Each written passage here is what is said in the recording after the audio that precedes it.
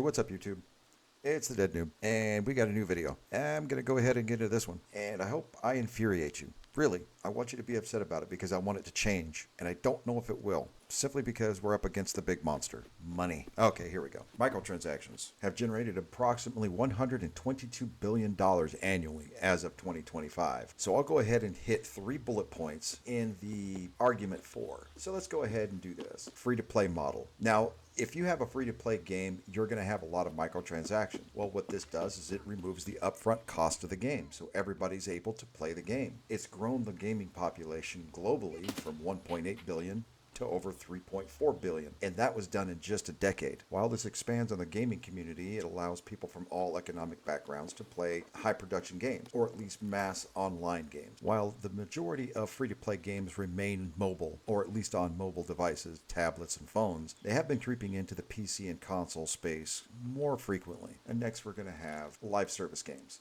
Now, microtransaction revenue supports live service games by enabling developers to provide regular updates and new content. Now, they can do this over the life cycle of the game, or they can extend it. Think about it like this. The Division 2 has been going on for 7 or 8 years now. I think 7. And they've been able to produce or at least keep content flowing at a semi-regular interval, and they've been doing that through microtransactions. Now, they don't generate as much revenue on the microtransaction side as, say, Battlefield or Call of Duty, even Fortnite. I think Fortnite's really the big one there. But at least they're able to put the money back into the game in the way of what live service is supposed to be, constant and consistent updates or new content. Now, this is compared to the old premium system where it would be 6 to 12 months, but at least it would be comparable if the system was designed specifically to work that way. But I don't think it is. So my counterpoint to that would be if the developers were putting the money back in the game, we would see it. At least it would look better than what it does right now. I think it's more or less going into the coffers of the investors. Makes you want to take another look at your investment portfolio, doesn't it? And lastly, financial sustainability.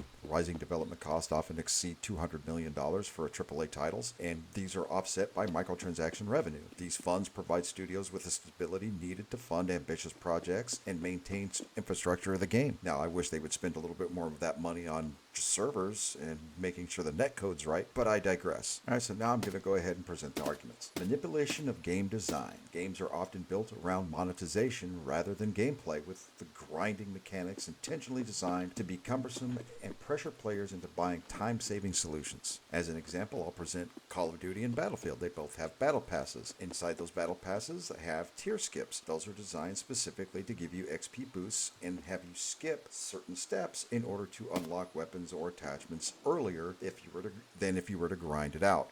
Other games have different systems in place, but it generally comes down to the same thing.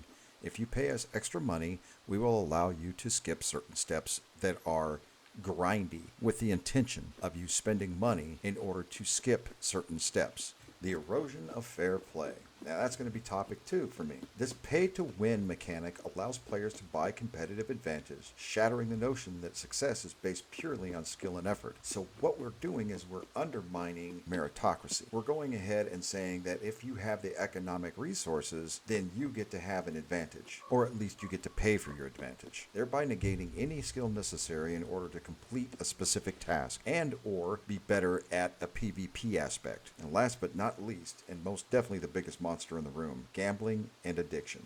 Randomized systems like loot boxes are linked to problem gambling and addictive behaviors, especially in younger players. By using psychological triggers similar to those found in casinos, the youngest of us are the most affected by this. Now, if you're an adult, I get it. You're responsible for your own actions, but addictive personalities win. And these companies that create these games, they know this. They hire teams, they hire groups specifically in order to create these situations where people fall into these traps. As a matter of fact, the CEO of Call of Duty, Bobby Kotick, is in the news, specifically because of the Epstein leak. In an email, you can see where it says, "I'm all for indoctrinating kids into an economy." Now, I'll just stop right there and let you read it. I'll put it on the screen. But this is bad. So we're going to start getting kids addicted at an early age so we can make money off of them through their 20s and 30s. Hopefully longer. That's fucked up. Here are some of the most egregious games that have been manipulative over the years. Star Wars Battlefront 2. Now, they randomized gambling-like progression that directly impacted competitive power.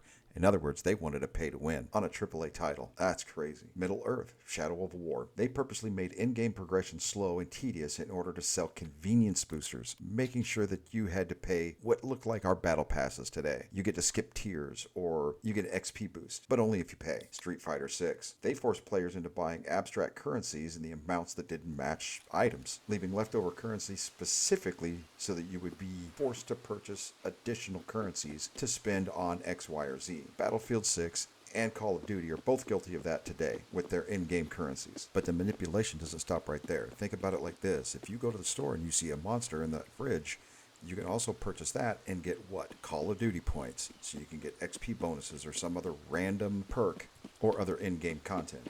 Now, they're not the only ones that are doing this, but they're the most egregious ones, simply because they're probably the most obvious in the store, right? All right, well, that's going to do it for the Dead Noob. And if you like what I'm doing here, leave a like, leave a comment, share it with your friends. Hey, go ahead and hit that subscribe button, notification bell, keep it going. It definitely helps me out. It would be greatly appreciated. All right, thanks. Once again, man, be good or be good at it.